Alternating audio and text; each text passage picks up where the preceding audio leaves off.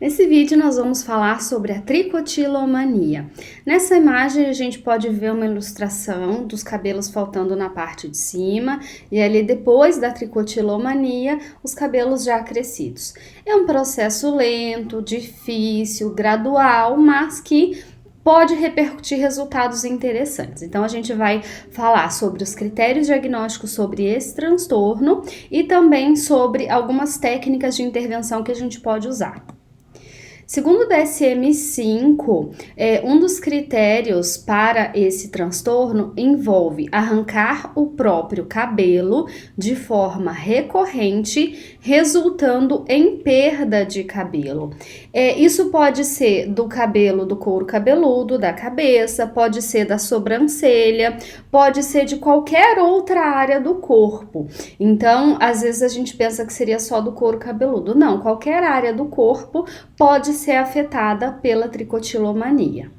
Tentativas repetidas de reduzir ou parar o comportamento de arrancar o cabelo. Então a pessoa ela se conscientizou do problema, dos resultados, então ela já verifica uma falha capilar, ela já se incomoda com o problema, outras pessoas relataram e aí ela tenta diminuir o comportamento de arrancar os cabelos ou até mesmo parar esse comportamento e então ela não consegue, né? O ato de arrancar o cabelo causa sofrimento clinicamente significativo ou prejuízo no funcionamento social, profissional ou em outras áreas importantes da vida do indivíduo.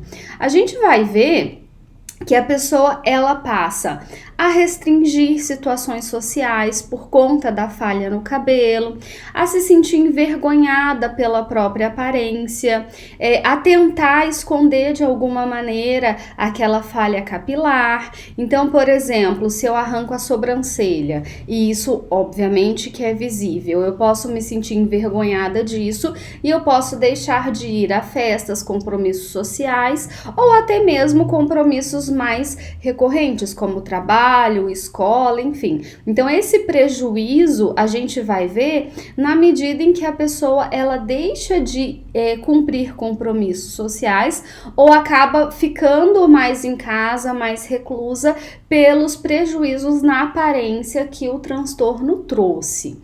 E também o sofrimento, porque muitas vezes quando a família percebe, há uma crítica muito grande. A família muitas vezes não entende que é um transtorno, que é uma dificuldade, que a pessoa ela já tentou parar e não conseguiu. Então, ao invés de muitas vezes ajudar, ser suporte para a pessoa conseguir um tratamento efetivo e adequado, o que a gente vê muitas vezes é uma crítica. Você tá ficando feia ou feio, você deveria parar com isso, você não consegue se controlar, você não controla o seu próprio comportamento.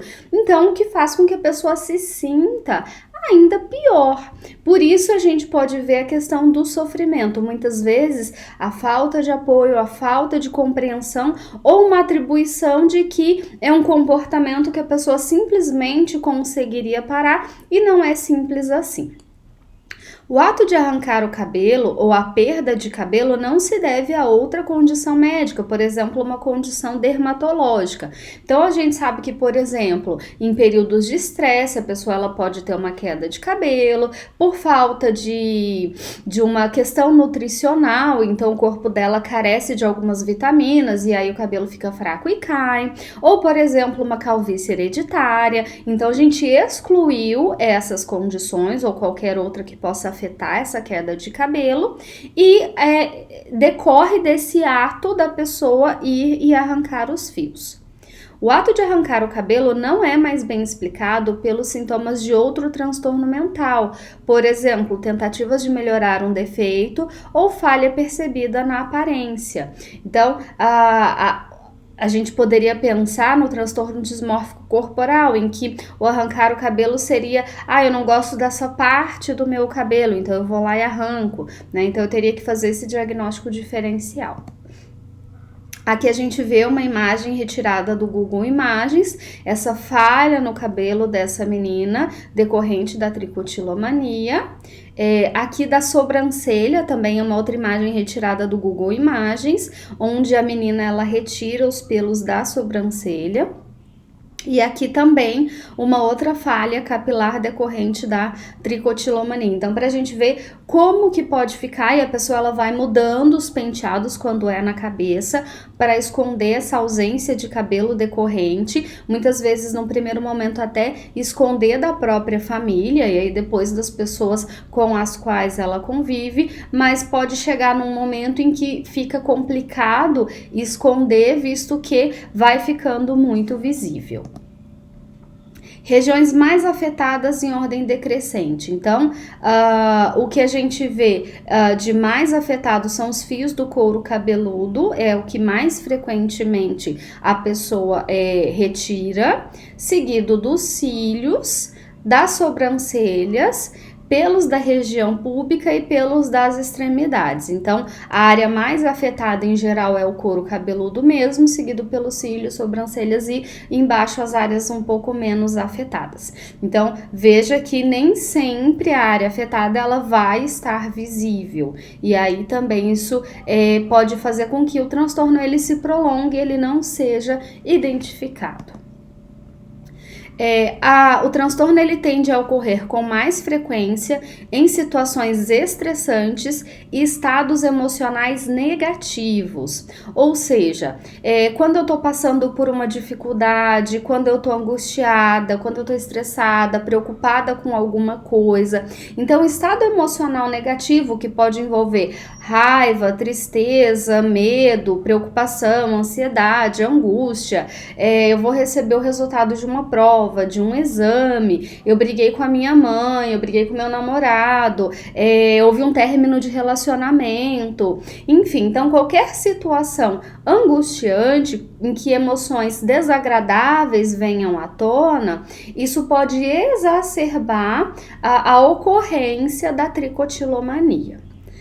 Também em estados de relaxamento, distração ou momentos nos quais as mãos estão livres e a mente ocupada com alguma atividade intelectual. Então aqui a gente vê justamente o outro polo, né? Num primeiro momento, em momentos de angústia, de estresse. Mas aqui a gente verifica um momento às vezes de ócio, eu tô ociosa, eu não tenho nada para fazer, eu tô entediada, ou eu tô relaxada, ou eu tô estudando, né? Então a gente vê, e a gente vai ver depois uma das técnicas de intervenção, seria a reversão do hábito, né? Muitas vezes é um hábito, eu tô assistindo um filme, tô lá à toa, né? E aí eu começo a arrancar, ou por exemplo, eu tô estudando, eu tô lendo, eu tô assistindo uma videoaula, e aí sem que eu me dê conta, eu vou e arranco. Então a gente tem que entender que podem ser essas duas situações, tanto angustiantes e estressantes, como de relaxamento, de ócio, de tédio, ou de não estar fazendo algo mais prático. É comum também que o comportamento aconteça quando o indivíduo está sozinho, tanto pela questão de que vão me observar, de que vão ver o que eu tô fazendo, como pela questão do próprio hábito. Quando você está engajado em alguma situação de diálogo, de interação social, é menos provável que isso aconteça. E aí a gente vai ver uma das técnicas fundamentais de intervenção que vai incluir o automonitoramento, para a gente ter uma clareza um pouco maior sobre os momentos mais críticos para esse comportamento. Então, avaliação. Como é que eu vou identificar, avaliar esse transtorno? Eu vou ter que identificar o tempo gasto por dia arrancando os cabelos, né? Então, por isso, é fundamental o automonitoramento.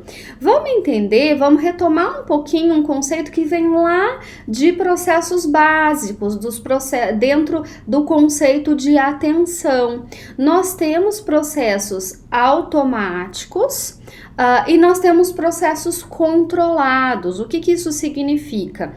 Os processos automáticos, eles requerem pouco recurso atencional, ou seja, eu emito uma ação, eu tenho um comportamento, mas eu não estou efetivamente atento a ele. Ao passo que o processo controlado, ele requer mais recursos atencionais. Então, de uma maneira mais deliberada, eu vou alocar a minha atenção a uma determinada ação. O processo de arrancar o cabelo, na maioria das vezes, ocorre de uma maneira automática. A pessoa ela não percebe, ela não se dá conta que está arrancando os cabelos. E então, quando eu peço um registro, anote quando você arrancou os cabelos, anote quantos fios você arrancou, guarde em uma caixinha os fios arrancados. Eu vou perceber alguns elementos. Além disso, o que mais que eu vou pedir para essa pessoa? Anote o dia, anote o horário, anote a situação, o que você estava fazendo, o que aconteceu antes de você começar a arrancar os cabelos. Perceba o seu estado emocional, como você estava se sentindo. Triste, com medo, com raiva, preocupada, ansiosa, angustiada. Então anote o que você estava sentindo naquele momento.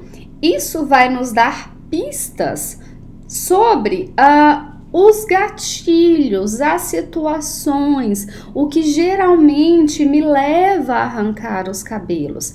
Tanto estados emocionais, quanto eventos ambientais, quanto pensamentos automáticos. Então, esse monitoramento, ele vai fazer com que o comportamento saia de automático. Eu pouco presto atenção nele, eu uso poucos recursos atencionais para um processamento controlado. Eu aloco a minha atenção para aquele comportamento, ok? Então, resumindo essa parte do automonitoramento, eu vou ter então quantos fios eu arranquei, o dia, o horário, o que eu pensei, o que eu estava sentindo, o que aconteceu ali antes daquele ato, para eu conseguir compreender o que tem me levado a arrancar os cabelos, saindo de um processamento automático para um processamento controlado.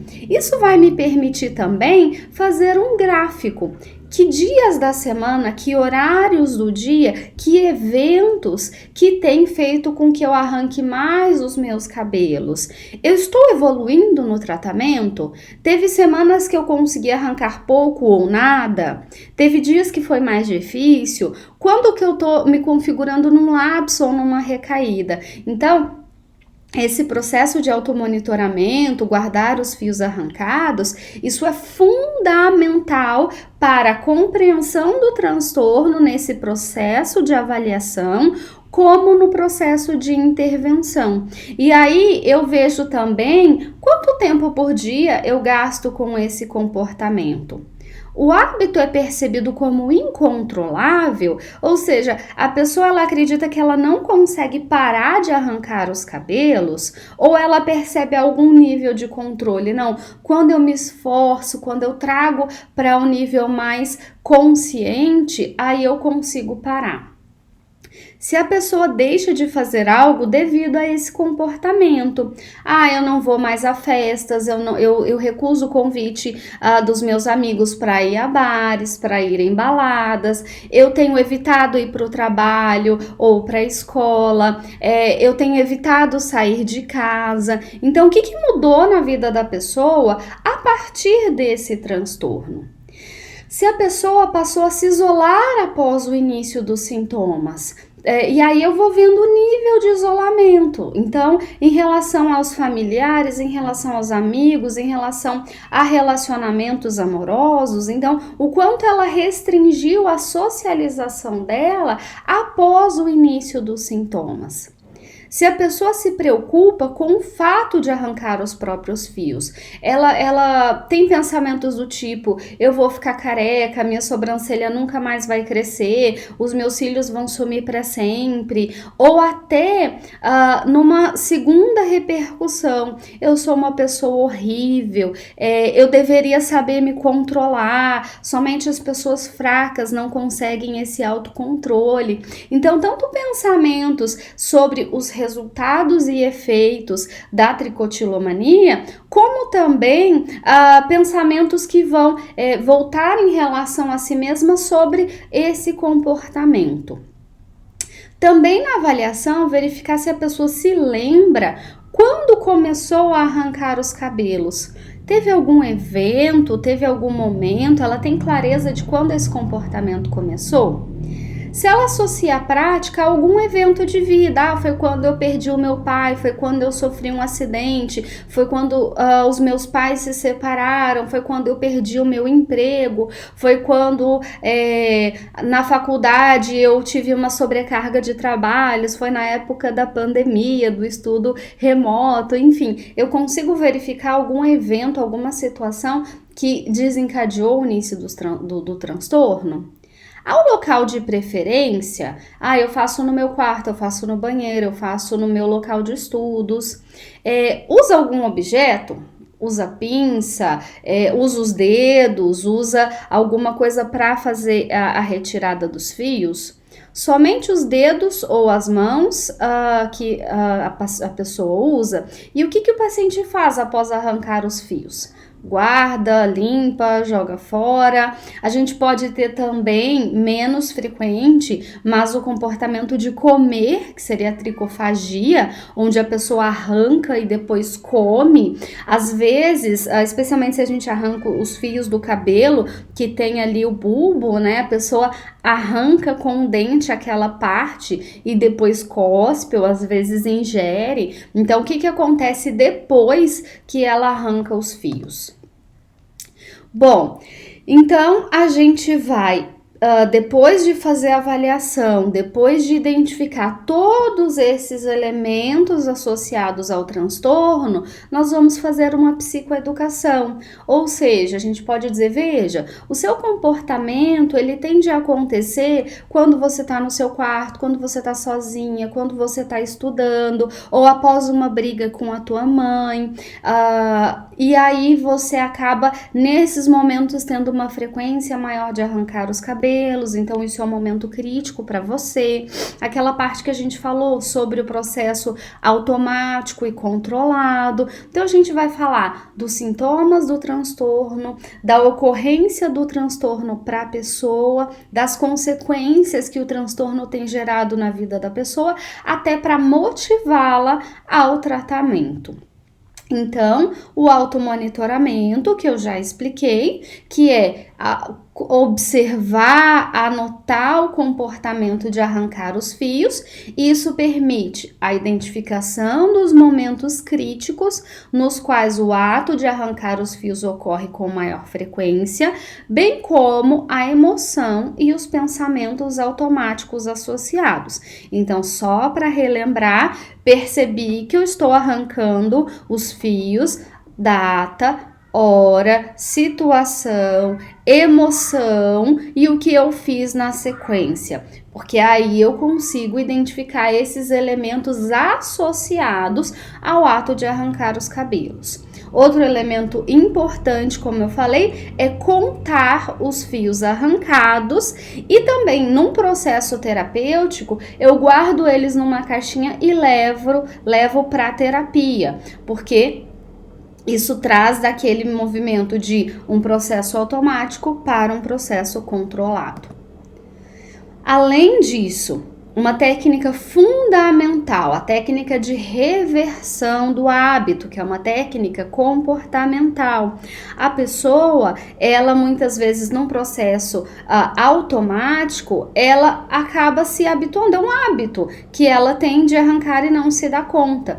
Então a gente vai produzir uma resposta diferente no lugar do comportamento prejudicial. Então, por exemplo, ao invés de eu arrancar os fios, eu vou pegar uma bolinha anti-estresse, eu vou fazer uma pulseirinha com várias bolinhas e aí ao invés de arrancar os fios, eu vou ficar mexendo naquela pulseirinha.